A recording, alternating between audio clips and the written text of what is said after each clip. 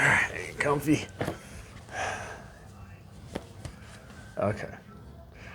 Welcome back to Money Growth Project, and I've got an interview for you guys today. We're going to be talking with a local gentleman here in Las Vegas, where I live, and a gentleman who owns a retail and clothing store. So, guys, this is Andre. Andre, say hi. What's going on, YouTube?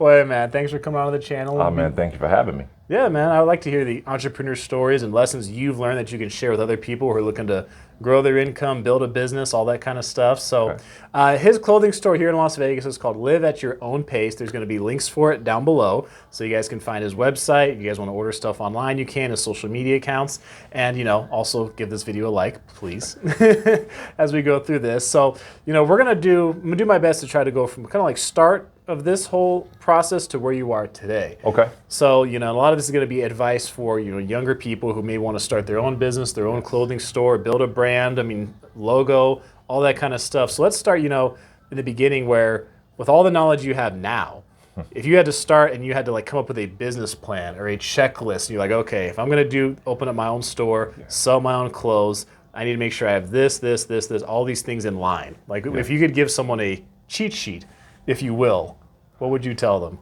Honestly, I would tell everybody first, to first figure out what it is that you really want to do. What does your end game look like?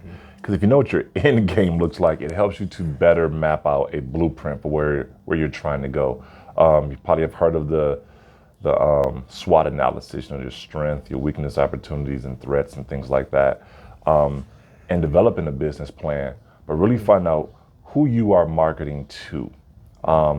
It's easy to start a business, but it's not easy to really define or understand who your product is meant for. And I think that is honestly probably one of the biggest keys or one of the biggest setbacks, because people's like, oh, it's going to be for this person, or it's for everybody, or it's whatever, everybody, we have these grandiose ideas.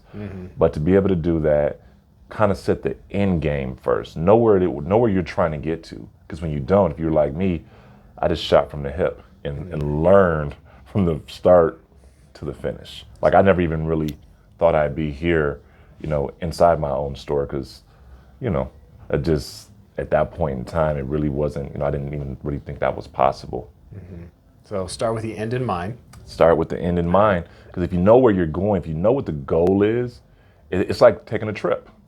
You don't just get in the car and start driving and say, I'm just going to end up where, hey, I live in Vegas now, but we're going to go to California or Washington State. You have a destination in mind. It helps you to map out how you're going to get there. So start with the end in mind, and then if you were to go and build from there, would you look at I know you didn't get a loan for this business, but would you look at trying to get funding first? Would you look at talking to a logo designer from the beginning and saying, hey, give me some ideas for this, or a manufacturer, distributor? Well, the first thing I would find out, so let's just say, we're not going to say that you're doing clothing or whatever it is, but first find out whatever that business is that you're doing. Figure out what strengths do you have that contribute to that business. So, and what I mean by that is, let's just say you are doing a clothing line. Are you a graphic designer? If you're a graphic designer, you may be able to design your own logo. You may be able to design your own designs. So that's key. But say if you're not a graphic designer, you maybe need to outsource somebody. You need to reach out to companies like Fiverr and places like that, and because you need to make sure that you have content to build your brand. So find out what are your strengths that contribute to that brand. After that, I always tell people to figure out, in my personal opinion, figure out what it is that how the market will respond. How do you usually figure that out? You put some tests out there. For me, my first test run was 108 t-shirts. Invested with $800 between me and some college friends. To be honest with you, just kind of like, hey, let's just do this. They was like, oh, sure, no problem. Just do it. No plan, literally nothing. But what that did was it solidified something I learned about people or consumers and humans. People wanted to be different. People really did want to do their own thing. And I didn't realize that at that point in time, really. I was too young, but my original brand was called Simple and Plain, clothing design for those who live at their own pace. But nobody cared about that. I just had this logo, and people, no matter what the SP stood for, they gave it their own analogy. Oh, this stand for so pretty. Oh, this stand for South Park, or this stand for shit. Like literally everybody gave it their own definition. It was like they made it theirs. And so I didn't understand how to interpret that. I'm like, no, stands for simple and plain. But of course that didn't mean anything. But that right there was kind of one of the first underlying keys that I learned, like, okay, so people like the individuality and the creativity and they want to stand out. So that was a lesson learned. Okay, so we're going, so end in mind, get out, a sample, right? Or someone say, was it MVP, minimum viable product, the idea. So test out small before you go big with a lot of money. And then, once you've got a test and once you've got some feedback, where are you going from there? So for me, the next thing is to figure out, in my personal opinion, I always say, it's how it worked for me. You got to find out, do you really have the tolerance for it? The reason why I say that, a lot of people start out, and that's why I always say, do some testers, because you may come to find out you're not a good salesperson. You may come to find out you hate being rejected. As crazy as that sounds, you come up with the idea which is great in your mind, but you put it out there and you sell nothing. You easily might become discouraged. And if you become discouraged, that's a good sign that maybe you might have a great idea, but you almost may need somebody else to operate and run your business for you. You just give the ideas to them. So once you figure that part out, you figure out what it is you have to really offer to this, then you start to map out the game plan. Okay, how are we getting to this end result? You may need to seek out some funding, honestly, but you need to build your business plan. You need to make sure you have a solid business plan. The business plan is your roadmap to how you get to your end destination. You may need to hire somebody. You may need to reach out to some other entrepreneurs, for people to help you really develop a sound business plan. Because it's easy to take a trip and then get sidetracked. Hey, I'm going to take this road. I'm going to take this exit. But that's not really part of the plan. But when you have a solid blueprint, it helps you from calling, as I said, getting in the huddle and calling audibles. Sometimes you have to, but what you want to do is you want to have a sound game plan. Now, you will have roadblocks, of course, but if you have a sound game plan, it helps you to be more proactive than reactive. Okay, and that's actually one thing, you touched on it briefly, but I wanted to dig a little more. You said, say you do have your business plan, because one thing in the world of business and entrepreneurship, whether it's having your own store, trying to figure out what your customers want, or making videos, and sometimes people like it, sometimes they don't, sometimes Correct. You're not certain. So with your blueprint, with your business plan, I guess the way to put it is, you have to be flexible, right? Yes. So did you have some of that in your journey where you were like, okay, I thought I was going this way, or I thought I was targeting this market, and you're like, no, I got to make a hard left turn here because this isn't working? Exactly. So for people that do know me and know my journey, like I just sold to my environment. And so I thought it was like, hey, well, this is my customer base. This is what it is. But once you realize you had a message that was really targeted to a mass variety of people, I was like, oh, well, this part really isn't in my business plan, because really I designed my clothing originally for sneakerheads because I was a big shoe collector. So I was like, oh, I'm going to have stuff that matches these tennis shoes. It was as simple as that. But I started to realize that certain people were buying stuff, but they weren't sneakerheads. They just like to look nice. Right. So I was like, oh, okay. Well, then you get people that wanted to do this. But moving from Michigan to Vegas was like the eye opener for me. In the business plan was like, yeah, I may not have thought this out very well, because it was a whole different culture, a whole different market out west.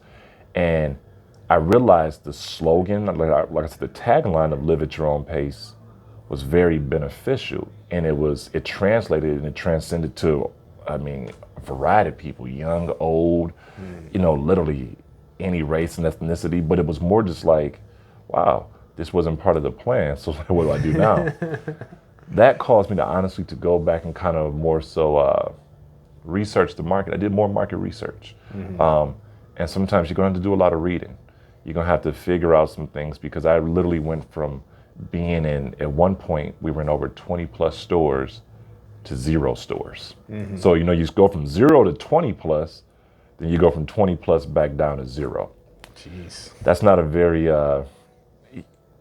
that's not what you want to. You really want to go from 0 to 20, 20 to maybe 40. Right. But mine was 0 to 20, 20 to 0.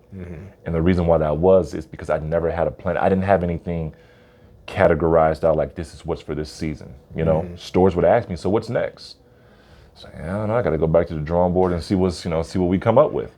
Literally was shooting from the hip. So that's why the business plan is very important. And then when you get hit with that roadblock, you may have to make a hard left. But the business plan will still help you to understand, like, you make a hard left, but where is it that you're still trying to get to? It helps to keep you focused and grounded. And honestly, I didn't even have a business plan at that time. Like, to be honest with you, like mine was just a lot of gut intuition and just drive and determination. Like, oh, I hit this roadblock, but I don't know. My thing was, I was like, I just want people to run the whole world to know this brand. I didn't know how I was gonna make that happen, but well, you've done good, man. Because you've been in business since what year? So, well, it depends on whether you want to count official business or just doing. Because I said I started this in the year 2000 as a hobby for like the first 6 or 7 years.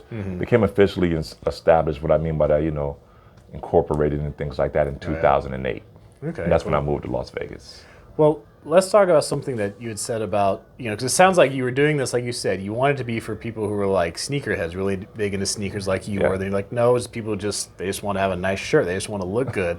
But then it sounds like you ended up reaching into some other markets that you didn't expect. Correct. Like you said, you had across all races, ethnicities, you had some older people too. Yes. So, and you said you had to go back to doing research. Yes. So let's talk about, for that research, when you were like, okay, I see a shift here. What you had in your head wasn't exactly what you were getting for your market, but nonetheless, your business is growing.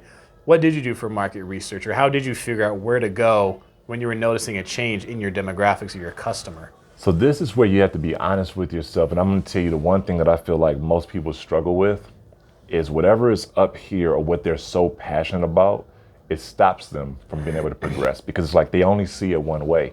So I can remember us selling in a store on the Strip. Inside the Cosmo, and it was called Stitched, and it was more of an upscale store. They did like custom bespoke items, but they sold higher end t-shirts. Well, they picked our lineup, and my business partner, and I was like, I need more information. I want to know who's buying t-shirts for $50 or hoodies for $125. I need to know. So he ended up getting a job there, became like the store manager. He was able to report back some of that information and say, hey, Dre, it's like young people coming in, young people or athletes coming in, people who they're looking for something different, so they don't mind paying the price. And I was like, okay. I still need a little bit more research because it was just like, we're selling out of shirts all the time. Like this many people have money, but then it hit me. Like I said, I had to step out of what my comfort zone was. Vegas is a tourist town. People are traveling from all over the world constantly every day. And once that kind of resonated, I said, okay, I'm starting to get it. He said, no, Dre, this is the person that's coming in. They want to be unique. He said, really, they're just like you. But they may be, hey, I'm going out for the night, or I want to just be different. So the $50 is not about the price tag. It's about that nobody has this shirt. Or I know that if I take this back to my hometown, that people are going to look at me like, oh, that's cool. People did like the logo. They like the quality of it. So one thing that I always focused on, honestly, since day one, was quality. So I want to insert this so this would make sense. When I started selling shirts, I sold them out the back of my car. I only ever sold them for like $20, $25. And I understood this concept. If I sell you something for $20, honestly, you don't have an expectation. You don't. You're like, oh, I'll support this guy. He's getting on my nerves. He keeps asking me to buy a t-shirt. So you buy the shirt, you wear it, you get compliments. Oh, so that's like, okay, all right. It's not a bad $20 investment. But when you wash the shirt and it holds up well, and it still looks new, it's like, wow, this was a great $20 investment. So you come back. If I told you that shirt was $200, you got an expectation. You know what I mean? Because I'm not a popular brand. Nobody knows who I am. So you have an expectation. So I always understood quality.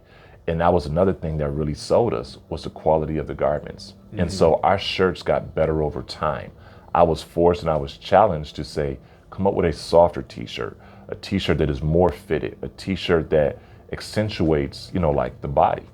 Everybody doesn't want that, but you need to offer it. And that was the part that I said, okay, I never thought about that. I come from an area that was cold. Yeah. T-shirts were thick and big, you know. But now it's like people want to buy mediums and larges. So I did a lot of actual store market research. And if I would try to do direct customer sales, I would listen to what the customer said. Oh, I would buy this, but you don't have my size. I would buy this, but this is just a little bit too thick. I would buy this, but I took all those I would buy buts and said, okay, how do I fix this? Back and forth to Cali, to understand the market, to find something that maybe you will buy. So then when I go back, oh yeah, I'll buy it now. I'm getting somewhere because I got a thinner T-shirt. I got one that's it's more fitted. Remember, nobody ever cared about the price. Right. It was just that I was giving them what they wanted. And you gotta understand, for having done something for 7 or 8 years, you couldn't tell me it wasn't the right way. You know, and it wasn't that it wasn't the right way, it was the right way for that region. Right, for that market. For that market. Now that I'm in a different market, I want to be able to serve that market and this market. And like I said, when I did the research, mine was just really customer grassroots feedback from what the people actually said. So that helped me. So let's talk about the grassroots portion. I think is pretty cool here. So, you know, in the beginning, you know, how were you able to get this off the ground? You know, because a lot of people want to start a business, but they have little or no money to do marketing or anything like that. So how were you able to make sales in the beginning without, you know, a lot of money to work with? So, and it's funny because now it's easy for people. You guys have social media. There was no social media then. Like I said, I started my company with $800. I had 108 T-shirts printed up, and literally what I did, I went back to my old high school in Saginaw High, and I gave shirts away. I found some of the star athletes, and I said, hey man, can you do me a favor? And people, you know, put on shirts. I literally gave half of those shirts away. I sold the other half. I didn't make a dime on my first order. Wow. Not a dime, but I didn't lose any money. I broke even. I got all $800 back.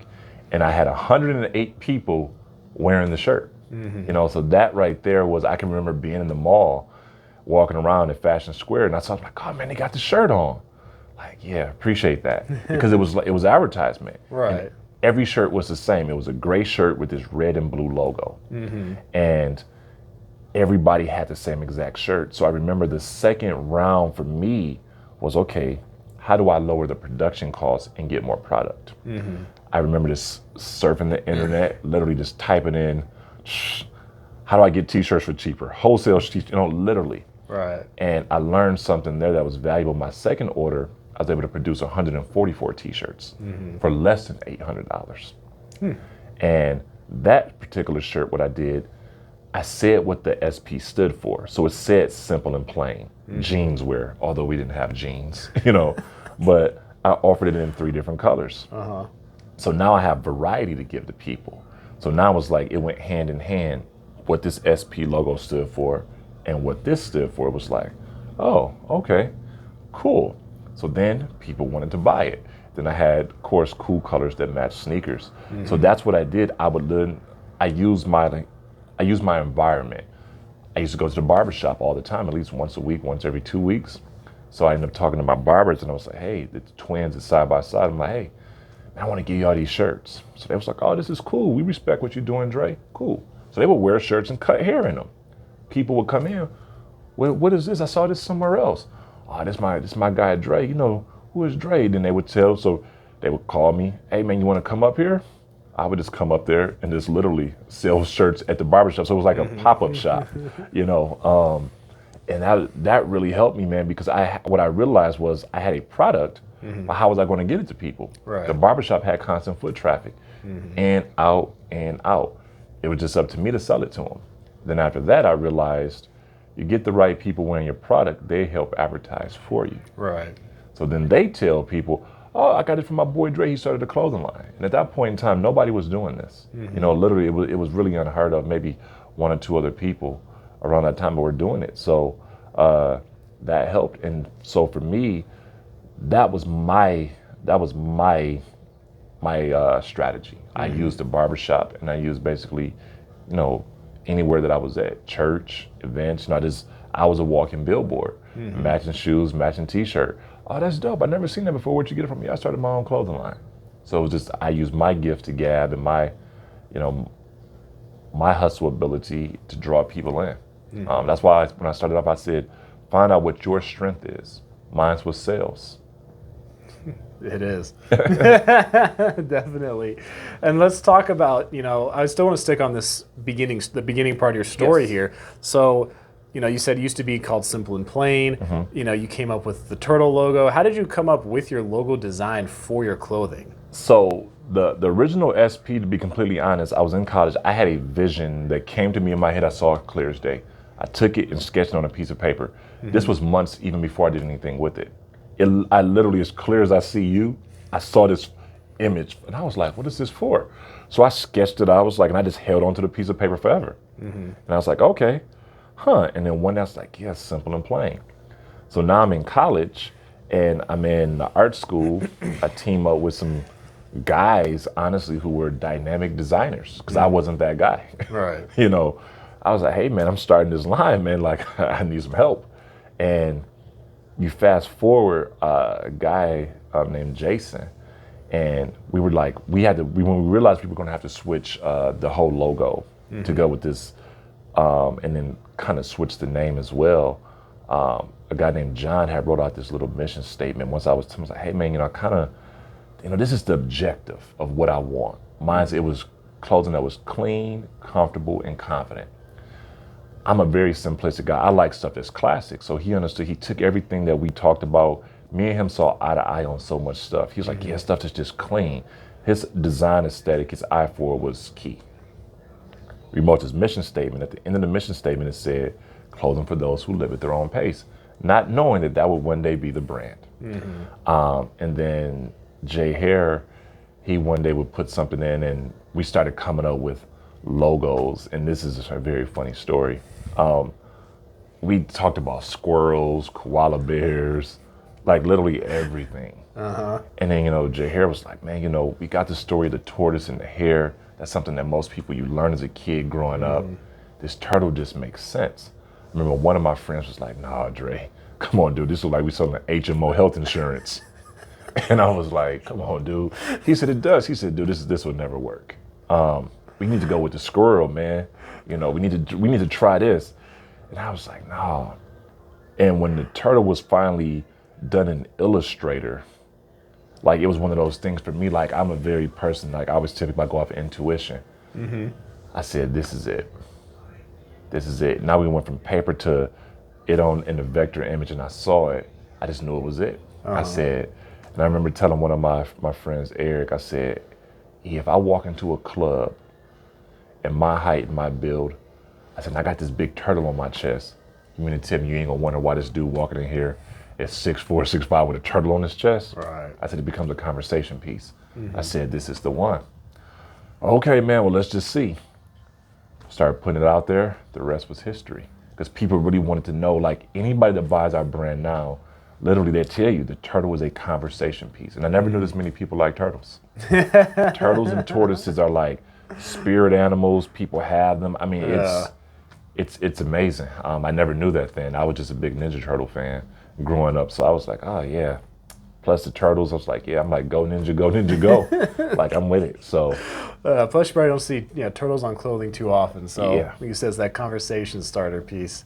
Now let's also talk about too. So how did you know when to switch from Simple and Plain to just making it live at your own pace? How did you know when you had to switch that portion of your brand? when the U.S. government got involved. Oh, okay. Well, that's easy enough. Yep, I filed for a trademark and I couldn't get it. I went back and forth, and this is when I started learning about business. Like I said, trial and error. I filed for a trademark for Simple and Plain, and I was denied the trademark. Mm-hmm. The reason being there was a company called Plain and Simple. Mm-hmm. So of course I know nothing about trademarks, but I'm like, okay, well I'm Simple and Plain. It was like it was the likelihood of confusion. I said, well, this company manufactures clothing. So basically there would be a place that I went to get clothing manufactured. Mm-hmm. But it's like, no, people would get confused. And for me, I'm just like, I don't understand. So then I learned that you could basically approach that company, which, we could. So we had some lawyers or friends, we get letters and stuff written. But it was like, yeah, you can do that. Sure, no problem. $20,000, $25,000 we'll let you have the rights to it. And I'm like, yeah. It's not really part of my plan. So back to the drawing board. And that's literally when we realized, when I knew it was a legal issue, I knew I had to make the shift. Right. Yeah. At that point, you've hit up a pretty strong roadblock Yep. that you have to try to get around. Did you want to talk about the Nike thing? Yeah, we could talk about it. Okay, cool. I forgot to mention that before we got started, Okay. but okay. So at this point, I mean, you're building your brand, you're having success, you're still in Michigan, Yes. and then you get an offer that most people, I mean, you're definitely going to tell this story, but most people are going to be curious to hear this offer, hear this story, and how the whole thing went down and why you chose what you did. Yeah. So just to give you guys a little backdrop so you can understand. So I was coming to Las Vegas twice a year. And it's important that you guys understand that because that helped get into some stores. I actually got an overseas deal that I didn't tell you about, but I got a guy from Germany that picked up the brand. I found him on a bus on the way to the Magic Trade Show. And he happened to have a question about the shirt that I had on. I was like, oh no, this is my brand. He was like, do you have a booth there? I said, no. But I was like, I got this brochure I printed at home on my computer with the team. And he was like, I'd like to, buy shirts too. I like this. I could sell this. And I was like, oh, okay. Well, I didn't take it serious. I took his order down. There's no money in hand, but when I got back to Michigan, money came. And what happened was I had a friend named Dre Baker, who was like a traveling engineer. He would buy shirts from me wholesale and just resell them or give them away to celebrities. So he ran across a guy who had been following, like we had really made a buzz. So we had been on TV, like at that time, BET 106 in Park, radio stations out with Funk Flex out in New York City. It was a lot of big things that had been accomplished. And it's funny because I never went to anything. I would always stay at home. I just let the team do it. It just wasn't my thing. And he comes to me one day, he says, hey man, I can get you an offer. I'm like, what do you mean? He said, I can get you an offer. One of the guys I do business with, he did it for somebody else. I don't quote me on this, but it was like some golf clubs or something. He's like, yeah, he struck him a deal. So I was just like, oh, sounds cool, whatever. So he comes back and he says, so I was like, who's the guy work for? He worked for Nike. So of course, me, I'm like kind of probably how you guys are listening to this. I'm like, really word, okay. So what happens is my business partner, Dre Westbrook, Dre Baker, and then my friend Craig Brewer, who was part of the company at the time, they all said, yeah, Dre, let's see what it's about. So we put together a last minute business and marketing plan. Because remember, I had like piecemeal stuff. But now you're going to meet with a company like that, you need something for real. Right. So we put together something for real. And they went to the meeting. I didn't go. It just wasn't my thing. I know it sounds crazy. Like you got to offer an opportunity to present to this representative that works for Nike that could get you a deal. So they come back. They go out of town. They come back and they say, Dre, it's real. I said, really? They said, no, yeah. I was like, well, how real is it? It's like $3 million real. I was like, oh, wow, okay. But you got to know me personally to understand why I am the way that I am. I was like, that sounds cool. I'm like, Nike's $1 billion company, right? So $3 million is really not a lot of money. You would think for somebody who doesn't have $3 million was like, and I'm like, okay. So, I am super excited, but I still kind of have doubts. I remember talking to Craig and Jim Jones. I'm like, this really is like, no, Dre, like, it's really like they basically present the deal, they broker it for you, and they wanted the slogan, live at your own pace. That was really all they wanted. They didn't really necessarily need the turtle, any of the other designs, but all that stuff would be frozen. And I was just like, okay, interesting. So I'm like, hey, you think we can get like 12 million, 15 million? And it was like, so they're going back, it's like, nah, this is like, you're pushing it, getting this. So I think the guy that did the golf thing or whatever it was, sold it to Nike, I think he may have got like 1 or 1.5 million. So I said, okay, let me think on this. So of course, at this time, I got all my friends, people, like I said, because everybody's pitching. This is like a big pot of gumbo. Everybody's helping out. And I was like, man, sounds cool, but the broker gets a cut, taxes, this, and I'm like, it's not as much money as we think. And then I had everybody felt like everybody's in my ear. Well, I mean, at least half of it should be mine, right? well, this much should be mine. Well, why does he get this much? Or why does she? And I was just like, yeah. So I turned it down. I said no. Did I have $3 million? I didn't have $1 million. Now, we had sold, I'll be honest with you, we had sold quite a few shirts. So we were in the six figures. And I was working with a guy, because I was a school teacher at that time. So the principal, Nate, told me, he said, I want to introduce you to this guy. He's good with finances. And he sits me down. I remember we working on this plan, mapping stuff out. And he says, I won't tell you to take or accept a deal, but what I will say is this. If you can make the type of money you've done, and he said, he's don't take this the wrong way, but he was like, you don't even know what you're doing. You have no knowledge. But he said, you're on to something. And he said, I remember he said, I wouldn't even mind investing, because he said, obviously you're on to something because you've made it this far, basically just calling audibles. Literally calling audibles. Yeah. I know I said, I don't suggest that. It doesn't work for everybody, and it's not, now with what I know, it's not the best thing to do. But I just said, no, I'm gonna say no. I remember my mother, she was like, she didn't put it up, she was like, do whatever's gonna make you happy. I had a lot of people in my ears telling me to do it, because why? It's Nike. You can't go to war with Nike. Why? You don't have any money. They could just take it if they wanted it. And I was this close to almost like, you might be right. Then I said, nope, I'm gonna go with my gut. And my friend Joy came to me and she said, Dre, I respect whatever decision you're gonna make. She did say though, you're gonna have to leave Michigan. She said, that's literally why we moved. Most people don't know that. Most people think I just wanted to get out of my city. Yeah, I love my city. I didn't want to leave. But she was like, you have to find a way to be able to make that up. She said, because if you turn it down, you need to find a way to be able to make it, right? I said, that makes sense. So she said, you got to pick a big city. And it was like New York or LA. And I was like, man, I love New York. I love the hustle of it, but I could never live there. I love LA because I'm a real laid back person, but it costs too much, just like New York costs too much. And then she was like, why don't you just go to Vegas? You're already going there twice a year anyway, hustling your way out there, learning the industry. You got some family in Cali. So I was just like, yeah, bet, let's do Las Vegas. Like literally, out of all the places in the world. I was like, sure. I just literally said sure. And then my business partner, Dre Westbrook, Jim Dre forced my hand. He bought a ticket and moved out here. Literally. Bought it, no job, no nothing. He just bought a ticket. It was like, yeah, I'm moving in August. And I was like, oh, okay. So I said, yeah, we'll all move in August. Well, August came, he moved by himself. Then September, then October, then November. But he knew that I was loyal and he knew I wasn't going to leave him hanging. Right. But he knew he had to force me to get out of there too. I kept coming up with excuses. So December 31st, 2007, I got on the plane and I came here. And I said, well, let's figure this thing out. Literally calling more audibles. Because we had mapped out this game plan on how we were going to do this. We were going to buy this vehicle, drive the strip up and down all day, advertise.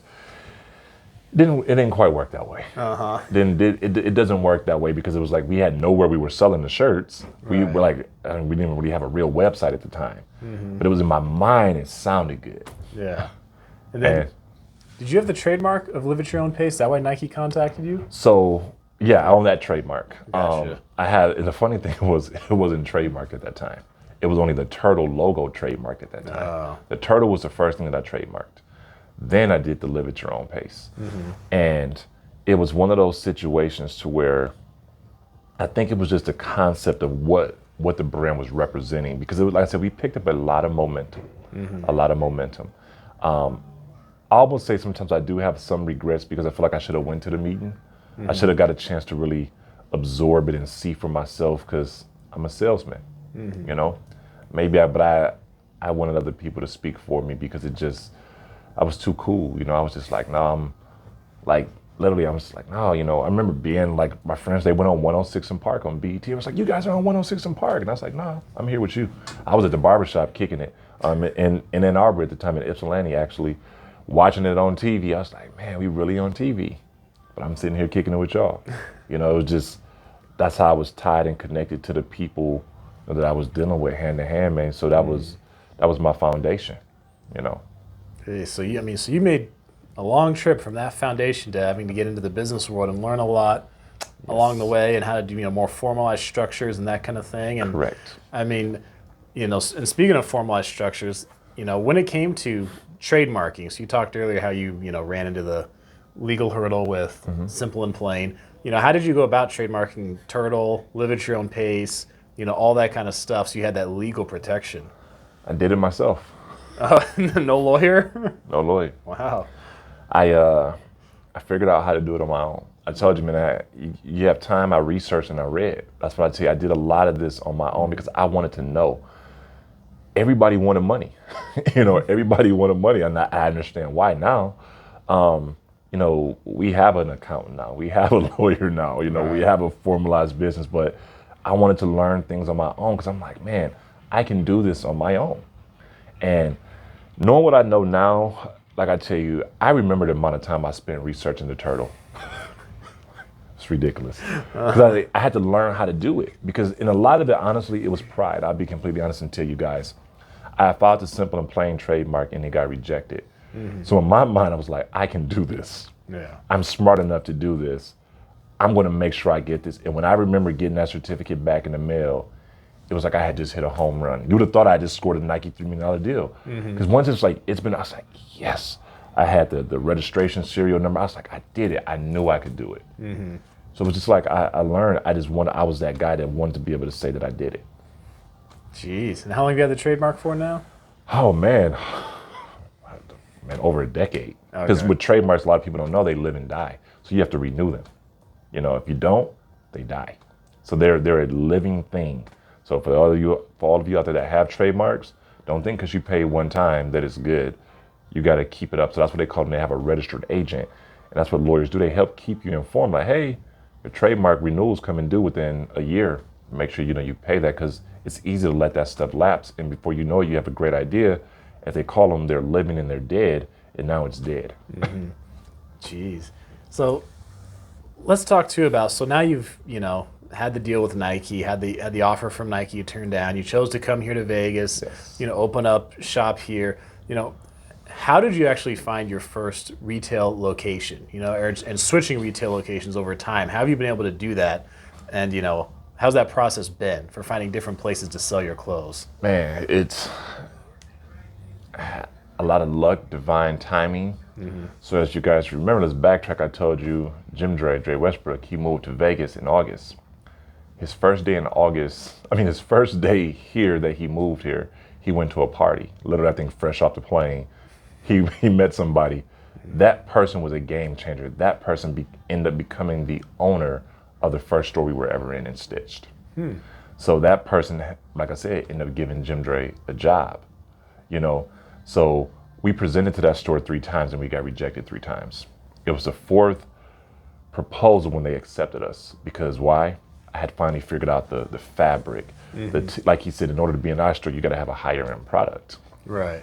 So we finally did that, and it was just like, that was like our first, we're on our way in the right direction, where I started to really feel like this is going to work. Because at one point, I got a little discouraged. I'll be honest, I got discouraged, like this just isn't working. It's a great idea. We presented, and they say no. So I come back with the same design on a different material. Yeah, it's cool, but it's still not good enough.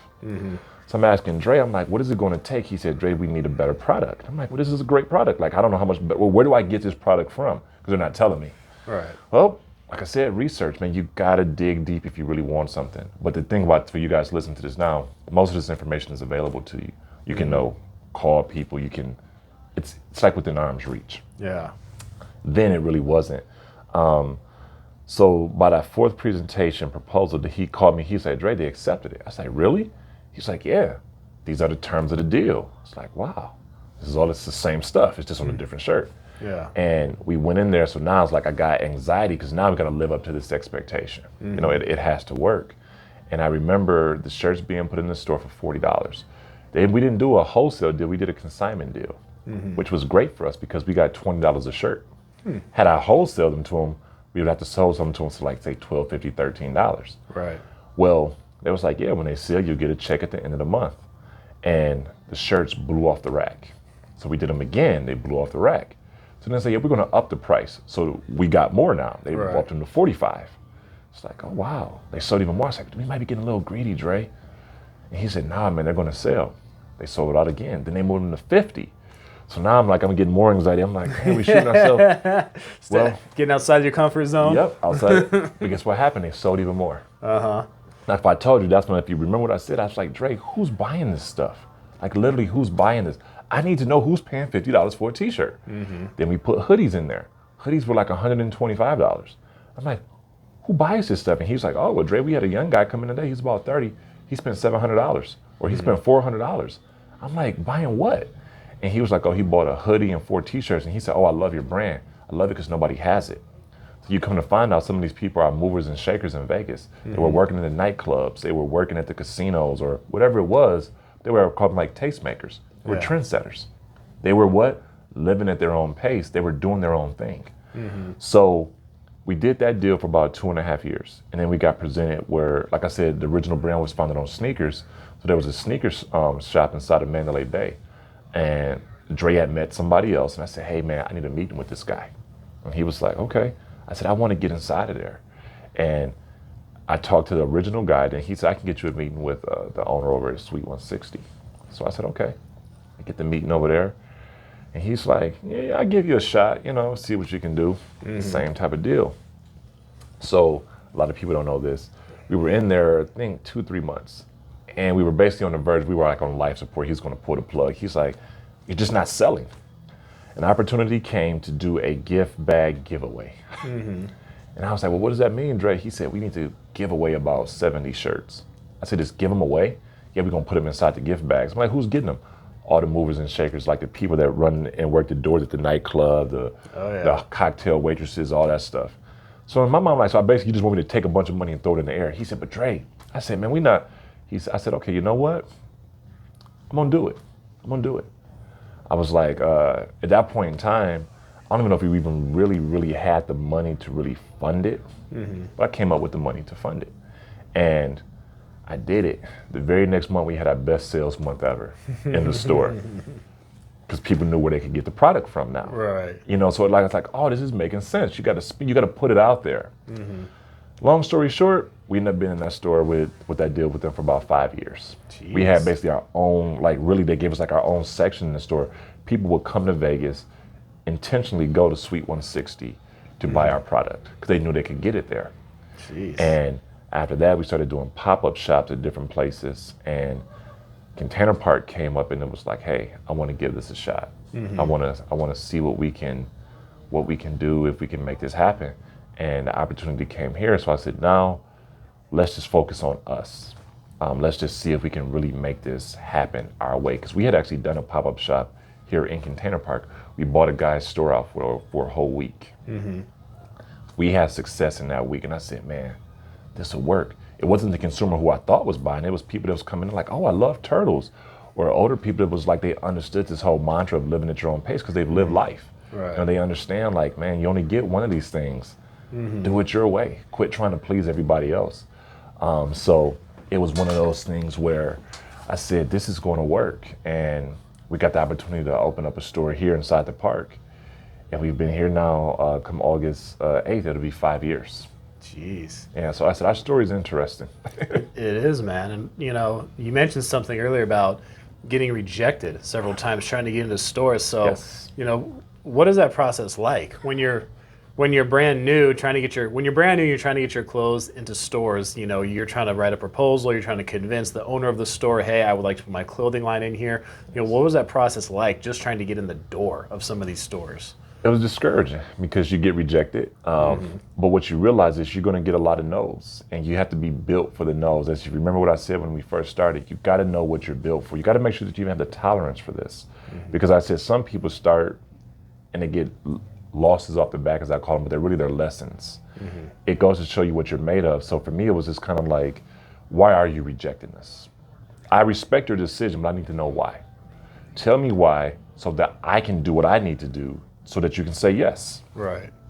That's what it was all about for me. Tell me what I have to do for you to say yes. I took those lessons, I took that advice, and I studied. I researched, and I kept digging into, basically, I kept back knocking on the door until you answered and let me in.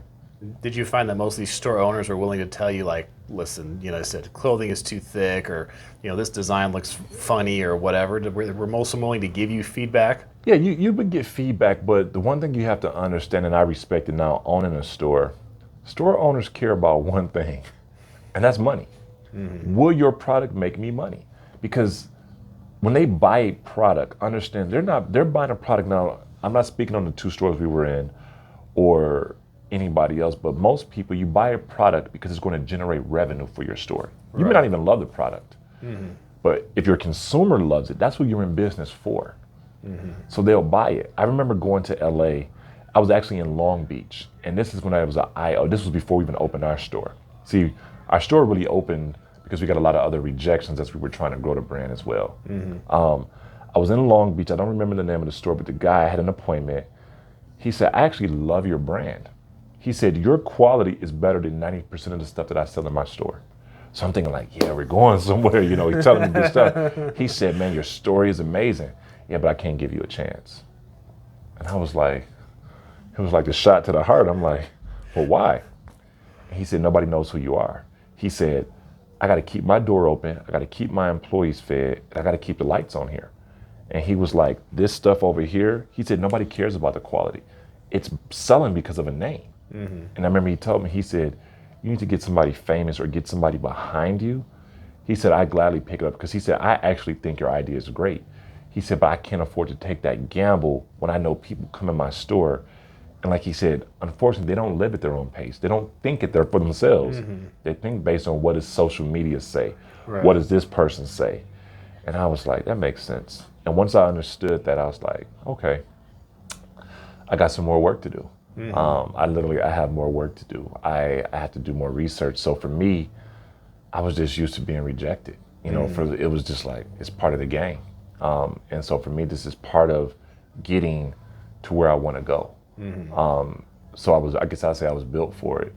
And it's no fun. It's no different than probably being in high school or junior high, going up to the girl you like, and she's like, no, I won't go to the dance with you, or no, we won't go out. No, I won't be your boyfriend, or your girlfriend. Or, right.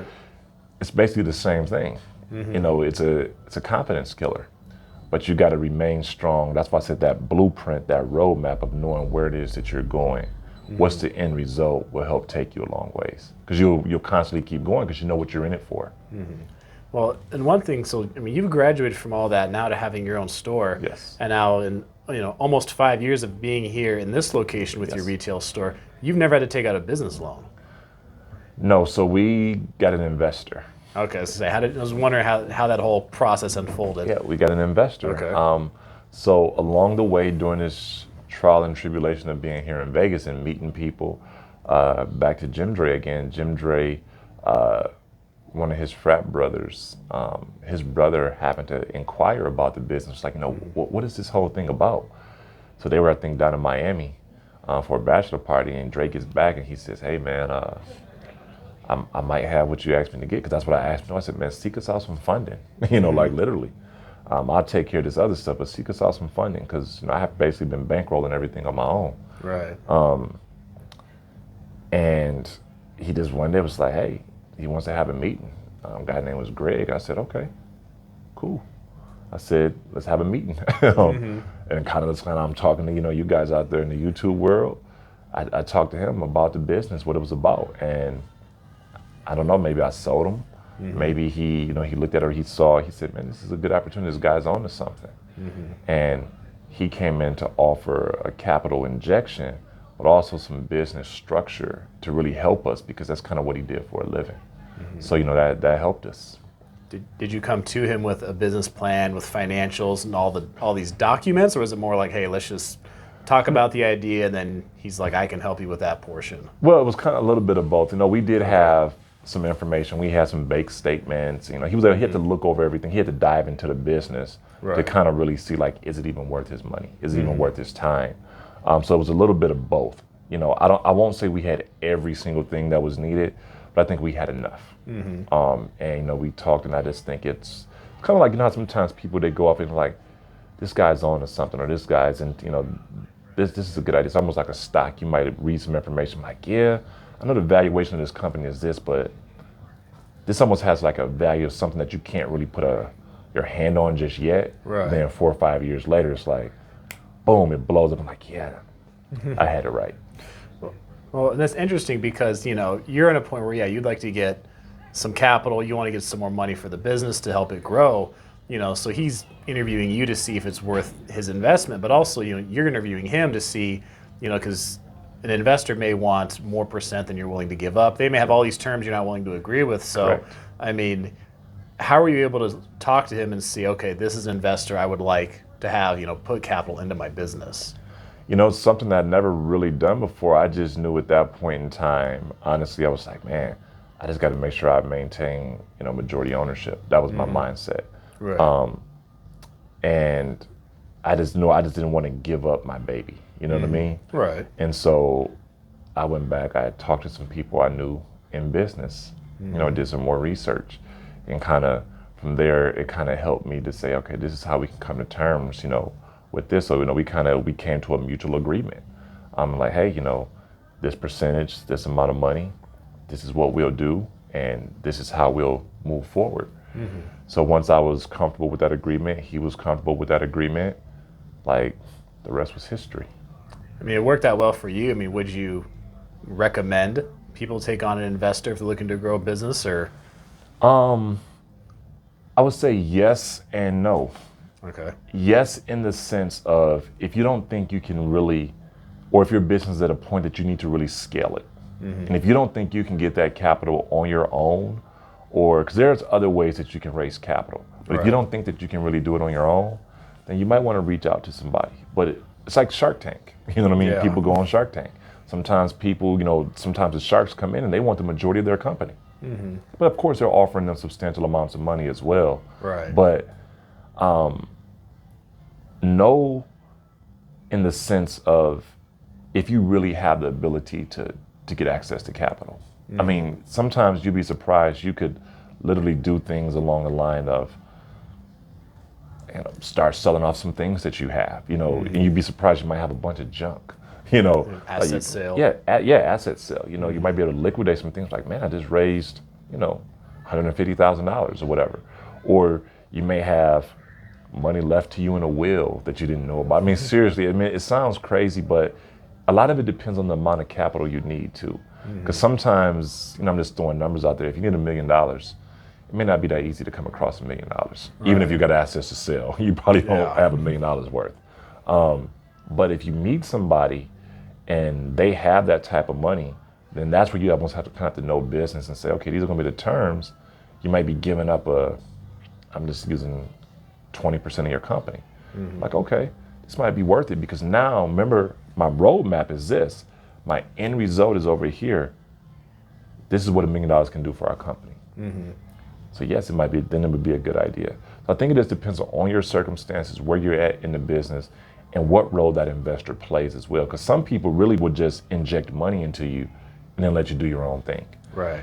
Sometimes that's not a good thing because if you don't know what to do with the money, guess what's going to happen? You're going to end up right back where you were at. Literally, you're going to end back up, but you may not have learned a lesson. But then you get some people that inject the money and they want to come in and they want to help hold your hand along the way as well and offer their business insight and consultation to help you better, grow the business. But one thing that I will say during that process, you personally, mentally and emotionally have to be in line with that. Because if you're not, you won't do your business any justice. I mean, that's something personally that I face where I don't think emotionally and mentally I was even ready because I didn't really, I think in my mind I wanted this to go one way. And I didn't realize but it's more like this, and it's kind of almost like I feel like I disconnected from my business in a way because it was like, oh my gosh, this is not what I thought, or this is not this. But once you start to realize it's a maturation process, where you have to really grow. You have to understand you're being in your own way. You know what I mean? This is the help that you offer, that you have at your disposal. You're not even using it because it's like you're being stubborn. You want something to be one way. Right. So if I say, do a true self-reflection of you and understand where you're at mentally and emotionally, just in life, because that will help you as well.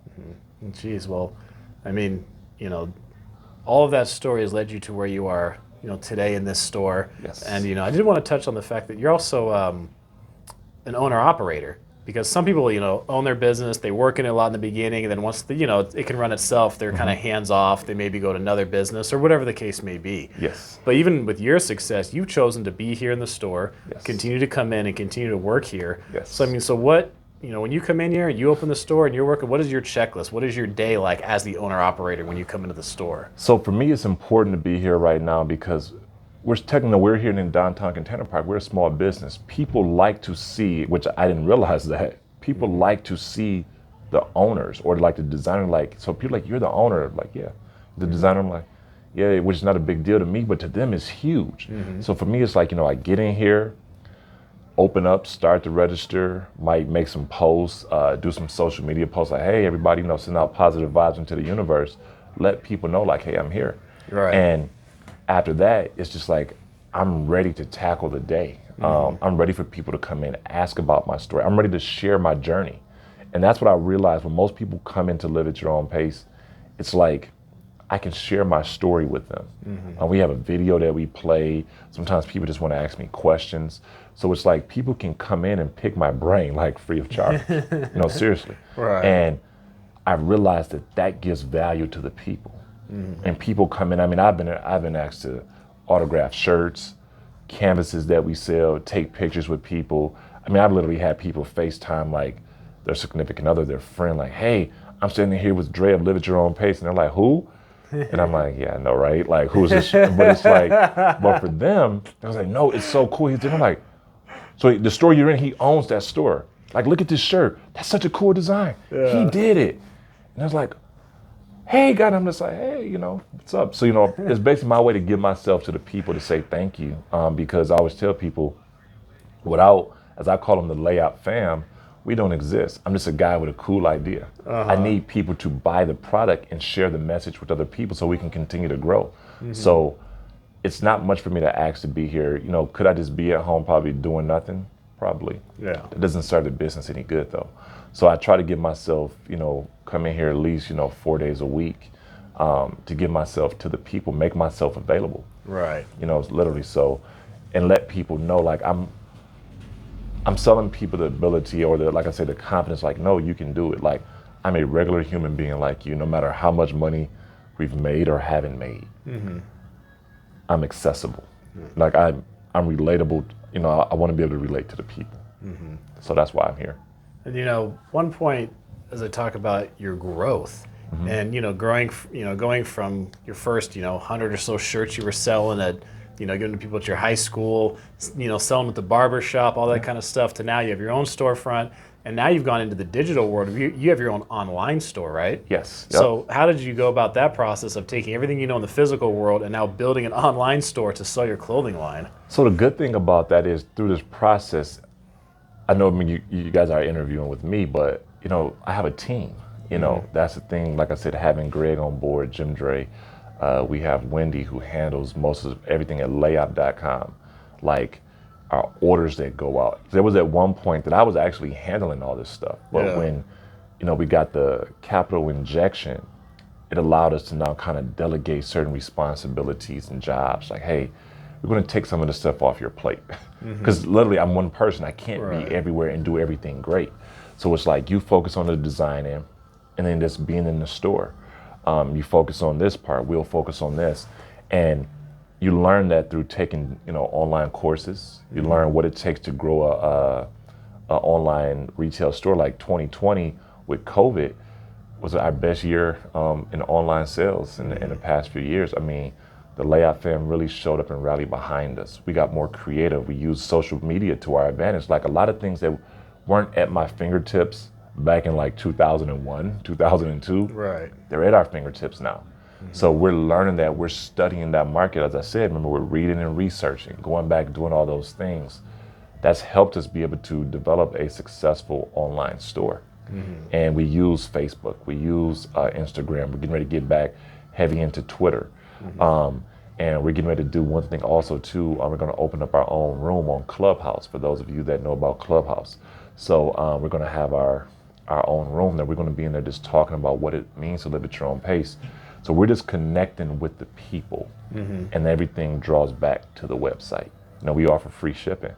You know, people come in our store, we tell them like, hey, you know, we do offer some of these items online if you don't want to carry them back with you, you know, in your suitcase. So you can get free shipping. So all those things matter. And it helps us to build a successful online store. And, you know, I can focus on this, and the team in the back end says, hey, we need to improve this, or we're going to schedule our photo shoot for this weekend. We're going to add this feature to the website, you know, make those things to make sure those things stay operational, and that everything's flowing fluidly.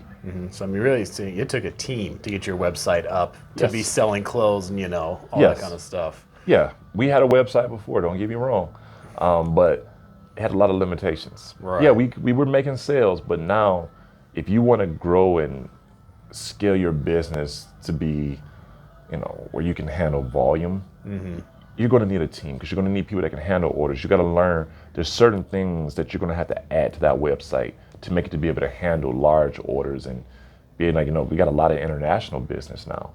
So that was something we had to look into, like, what does it cost to ship international? We can't do free international shipping because people come to our store literally from Germany, Canada, United Kingdom. Then maybe once or twice a year they go online, they want to order a bunch of stuff. So we learn about that. So like I said, all this stuff, we're still learning as well. It's a growth process. So it sounds like it's almost, you know, you had the team to start your physical location. It's almost like it's almost like you're starting a whole separate business when you go into the online world. Yeah, unless you have the time and the know-how already. And a lot of it is, if you can dedicate yourself to the business, you can carve out time as well to help. And a lot of it is you just got to want to learn about it yourself. You just can't say, hey, I'm just going to remove myself from everything. But the team helps, because you got to understand, at one point I was literally designing, I was printing, I was selling, I was shipping. You know, it's impossible to do all those things. Right. You know, and still continue to grow. So let's hit you with a final question here. Yes. I'd like to ask. So, you know, we're sitting in your store today. You've got all this journey, all this experience. If you woke up tomorrow and all of this was gone, your store is gone, online store is gone, but you've got all your experience, you've got all your knowledge, you've got you have nothing but your expertise and your experience and knowledge, and you had to start over, what would you do? I would do it all again. I literally would do this. I would start say if they said I couldn't use live at your own pace, I would start a whole nother brand. I have a love, like I'm a t-shirt guy, man. Like literally, I want to wear a suit with a t-shirt underneath. I'm a t-shirt sneaker guy. I love them. But I would start another brand. Like I have so many ideas in my mind already. So it's just like that I have the know-how. I could probably do a couple other successful businesses, but I'd be able to get it all back. That I can promise you. That I can promise you. Good way to put it, man. All that experience, all that knowledge definitely adds up. Yeah. So. Once you got resources and you're plugged into certain things, I always remember this. You only can really go as far as the people of what you're plugged into. So right now I'm plugged into some pretty good resources. All right. It's like people say let's say what your network is your net worth. There you go. You know, the sum of being the 5 people you spend the most time around, right? Some of those things that you hear a lot in the business world. Yes, and it is definitely true. Like you can go far if you're plugged into the right sources. Yeah. So no, that's good though. That no doubt about getting it all back if it was all taken from you today. Slow and steady. I live by it. Slow and steady. You know, as the Nipsey Hussle says, the marathon continues. For me, it would continue. I would build it all again. Yeah. It may not be a layup store, it may not be this, but I guarantee you, my journey would continue. I'd be able to do it all over again. Definitely. Yes. So hey, man. Well, hey, thank you for coming on and doing the interview. Thank you for having me. You know, a good hour or so here on this one. So, that's good. You know, guys, remember this is Dre's store here inside of downtown Container Park here in Las Vegas. Links will be down below for all this stuff. So I knew he had some good business knowledge to share.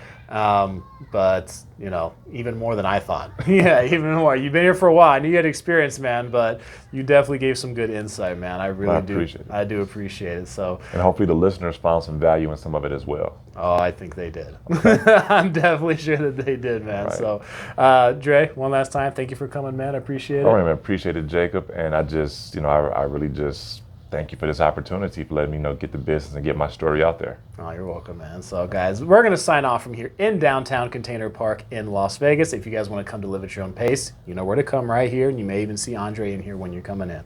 Right. So, guys, that's going to be it for this video. I appreciate all of you watching. This is Money Growth Project, and I will see you again soon. All right, peace and love. Cool.